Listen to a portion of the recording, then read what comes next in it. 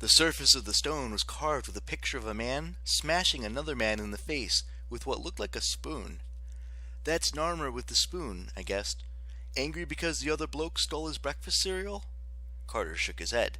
"He's conquering his enemies and uniting Egypt. See his hat? That's the crown of Lower Egypt, before the two countries united." "The bit that looks like a bowling pin?" "You're impossible," Carter grumbled. "He looks like Dad, doesn't he?" "Sadie, be serious." "I am serious. Look at his profile." Carter decided to ignore me. He examined the stone like he was afraid to touch it. "I need to see the back, but I don't want to turn it over. We might damage—" I grabbed the stone and flipped it over. "Sadie, you could have broken it." "That's what men's spells are for, yes?" We examined the back of the stone, and I had to admit I was impressed by Carter's memory. The two snake-cat monsters stood in the center of the pallet, their necks entwined. On either side, Egyptian men with ropes were trying to capture the creatures. "They're called serpopards," Carter said. "Serpent leopards." "Fascinating," I said. "But what are serpopards?" "No one knows exactly. Dad thought they were creatures of chaos. Very bad news. And they've been around forever. This stone is one of the oldest artifacts from Egypt. Those pictures were carved 5,000 years ago." "So, why are 5,000-year-old monsters attacking our house?" "Last night in Phoenix, the fiery man ordered his servants to capture us. He said to send the longnecks first." I had a metallic taste in my mouth, and I wish I hadn't chewed my last piece of gum. "Well, good thing they're at the bottom of the East River." Just then, Khufu rushed into the library, screaming and slapping his head. "Suppose I shouldn't have said that," I muttered. Carter told the Shabadi to return the Narmer pallet, and both the statue and the stone disappeared. Then we followed the baboon upstairs. The serpopards were back, their fur wet and slimy from the river, and they were not happy. They prowled the broken ledge of the terrace, their snake heads whipping around as they sniffed the doors, looking for a way in. They spit poison that steamed and bubbled in the glass.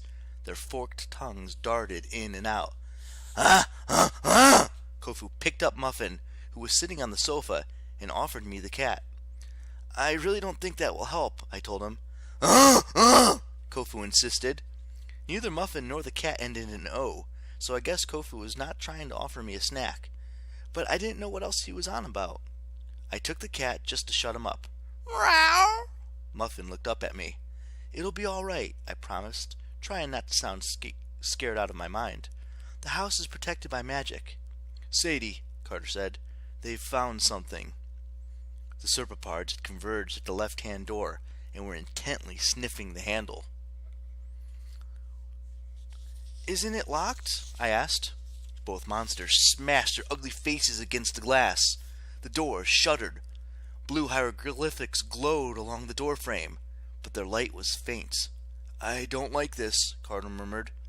I prayed that the monsters would give up, or that perhaps Philip of Macedonia would climb back to the terrace. Do crocodiles climb? And then renew the fight. Instead, the monsters smashed their heads against the glass again. This time, a web of cracks appeared. The blue hieroglyphics flickered and died. Khufu screamed. He waved his hand vaguely at the cat. "Maybe if I try the Hadi spell," I said. Carter shook his head. "You almost fainted after you blew up the doors. I don't want you passing out, or worse." Carter once again surprised me. He tugged a strange sword from one of Amos's wall displays.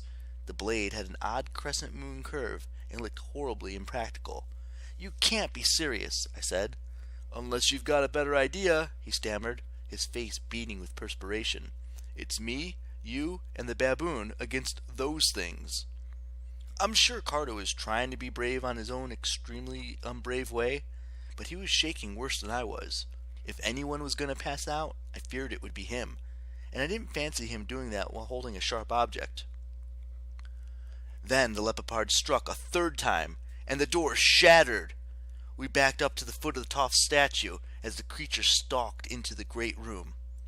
Khufu threw his basketball, which bounced harmlessly off the first monster's head. Then he launched himself at the serpopard. "Khufu, don't!" Carter yelled.